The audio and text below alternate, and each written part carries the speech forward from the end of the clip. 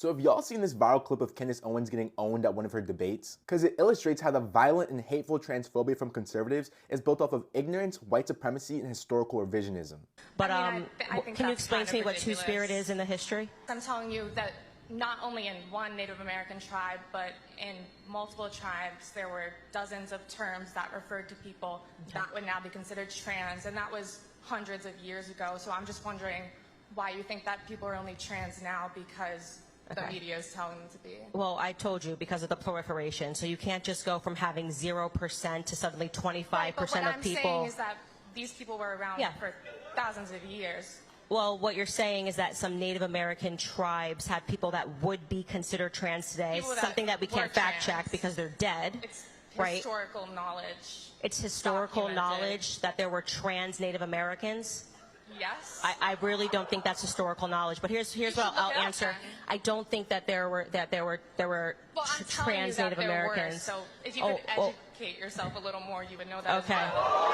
I will educate myself. And to be clear, Candace Owens is completely wrong. Two-Spirit refers to individuals who neither identified as men nor women since pre-colonial times in North America, and their existence is very well documented. On top of that, Native Americans are not all dead, and many today identify as Two-Spirit. Now, it's important to know that conservatism thrives on rhetorical attacks against aspects of society that are deemed new or recent, and also romanticizes aspects of society that are older or more traditional. As a clear example, Make America Great Again was the slogan for both Donald Trump and Ronald Reagan because it romanticizes the idea of upholding a set of traditional values from the past. But just to be clear, there's no inherent logic to this worldview, which is why conservatives were the champions of conserving things like slavery and Jim Crow.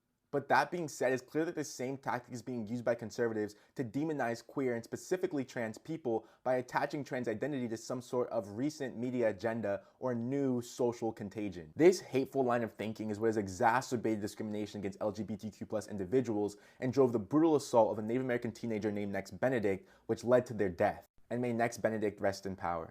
But perhaps the worst irony behind all of this is that it's based on historical revisionism and lies. Even when engaging with the conservative worldview, it's clear that many homophobic and transphobic people are completely ignorant of the history of these identities. People that would now be considered trans or queer have existed across the world and throughout time. In India, third gender individuals or hijras have been documented in Hindu holy texts for over 2,000 years and were revered and respected in their society, including by rulers from other religions, specifically Islam. In some of the oldest societies of the world made up of the Aboriginal peoples of Australia, there are sister girls and brother boys who represent ideas of gender that are even hard to conceptualize with the limited Western perspective on the man-woman binary. And last but not least, yes, Africa is a continent full of examples of civilizations that included people that did not exist within the man-woman binary, including the Mudoko Dako of modern-day Uganda and the Jinbanda of Central Africa, but there are so many more examples. In fact, PBS has a map detailing much of the gender diversity that exists across the world,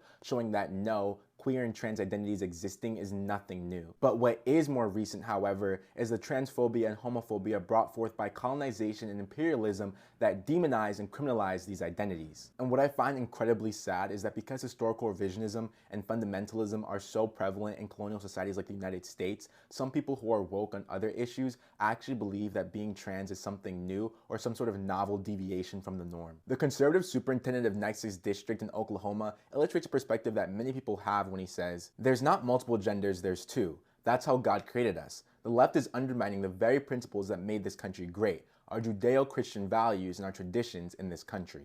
And even though he declares himself a lover of history, it's clear that the superintendent only knows history through a lens of white supremacy and Christian hegemony. Like Candace Owens, he must be completely ignorant of the vast gender diversity that exists and has existed across the world, otherwise he would realize that his statement is just not based in any actual human history. The only credit I'll give him is that there is a clear analog between the work that he's doing and the work of the founders of this country. Because just as they sought to violently erase the cultural heritage of the peoples they subjugated, conservatives today are continuing to suppress and demonize identities that were openly expressed across many of our ancestors before colonization. But what do you think? Let me know in the comments and follow for more.